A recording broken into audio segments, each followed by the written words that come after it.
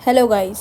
तो आज की वीडियो आप सबके लिए बहुत ज़्यादा हेल्पफुल रहने वाली है, क्योंकि आज मैं आपको बताऊंगी कि अगर आपको स्पेन में रहते हुए क्लिनिक में अपॉइंटमेंट नहीं मिल रहा और आपकी तबीयत बिगड़ती जा रही है तो आपने क्या करना है।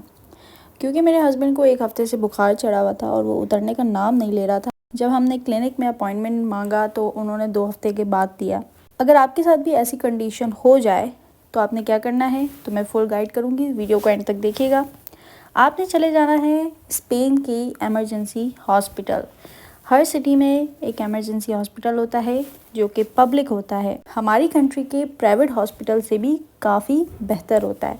लेकिन एक बात का ख्याल रखिएगा कि जो एमरजेंसी हॉस्पिटल्स होते हैं वहाँ पर टाइम काफ़ी लग सकता है। तो अगर आप काम करते हो, वर्किंग हो, तो आपको छुट्टी लेनी पड़ेगी, क्योंकि कभी कभी तो पूरा दिन लग जाता है, क्योंकि वहाँ पर पेशेंट एमरजेंसी वाले ही होते हैं। तो ऐसा होता है ना कि जो ज़्यादा इमरजेंसी वाले पेशेंट्स होते हैं, जिनको क्विकली ट्रीटमेंट की ज़रूरत होती है, पहले उनको प्रीफर करते हैं, फिर उसके बाद आपको देखते हैं।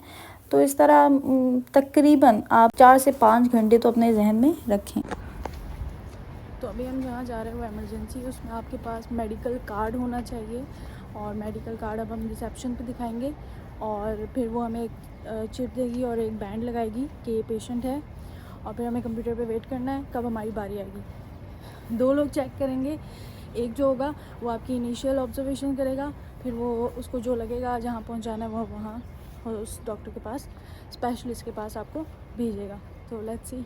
तो यहाँ एक बहुत अच्छी बात है कि जो वॉकिंग लाइन है ब्लू कलर की वो सेपरेट है, और एम्बुलेंस या कार्स जो भी आती हैं उनकी सेपरेट लाइन है। तो इससे ये होता है एक्सीडेंट के चांसेस काफ़ी कम हो जाते हैं हॉस्पिटल में। जब आप हॉस्पिटल इंटर होंगे तो सामने आपको रिसेप्शन दिखेगा। सबसे पहले आपने रिसेप्शन पे जाना है, अपना मेडिकल कार्ड दिखाना है उन्हें, और सामने से वो आपसे कुछ सवालात करेंगे, जैसे कि आपका एड्रेस, आपका फ़ोन नंबर, आप यहाँ क्यों आए हैं, लाइक इन्फॉर्मेशन के लिए आए हो या फिर आप मेडिकल विज़िट के लिए आए हो, और आपको क्या बीमारी है, वो वहीं पे आपसे कुछ ऐसे सवालात करेंगे। फिर उसके बाद वो आपको 2 चीज़ें देंगे, एक आपके हाथ में बैंड और दूसरा आपके हाथ में एक पेपर। जो बैंड होता है उसमें QR कोड लगा हुआ होता है, वो हर पेशेंट का डिफरेंट होता है। कोई भी ड्रिप आपको लगेगी या आपका ब्लड प्रेशर चेक होगा, उसके लिए वो यहाँ पर स्कैन होता है, ताकि आपका डेटा कंप्यूटर में साथ साथ सेव होता जाए। जो आपको पेपर मिला है उसका मकसद ये होता है कि उसमें आपका कोड लिखा हुआ है, आपके नाम से ही कोड लिखा होगा और वो कोड कंप्यूटर पे आ रहा होगा। फिर कंप्यूटर पे देखते हुए आपने अपनी बारी का वेट करना है। सबसे पहले जब आप बैठोगे वेटिंग एरिया में, तो आपका नाम जैसे ही कंप्यूटर पे आएगा, रूम को कहते हैं त्रयाखे। तो हो सकता है आपको त्रयाखे 1 या 2 पे जाना पड़े। तो उसी तरह ये आपकी जो त्रयाखे वो आपकी फ़र्स्ट ऑब्जर्वेशन होगी।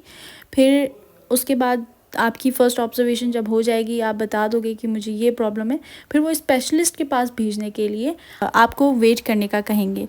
आप वेट करोगे, फिर आपका UC में नंबर आएगा, यानी UC1 UC2, यानी वहाँ पर स्पेशलिस्ट डॉक्टर बैठे हुए। फिर वो आपको चेक करेंगे एंड देन इस अच्छा खासा आपका 4 से 5 घंटे का टाइम गुजर जाएगा और आपको पता भी नहीं चलेगा।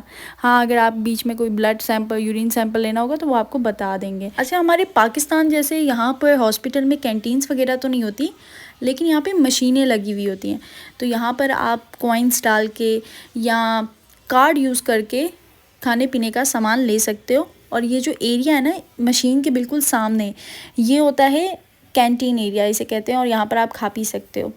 यूजुअली जो वेटिंग एरिया होता है वहाँ पे इतना खाना अलाउड नहीं होता, क्योंकि पेशेंट्स होते हैं एंड जर्म्स होते हैं, हमें थोड़ी एहतियात खुद ही करनी चाहिए। और फिर हम सारा कुछ करके हमें ऑलमोस्ट लगे थे 3.5 घंटे।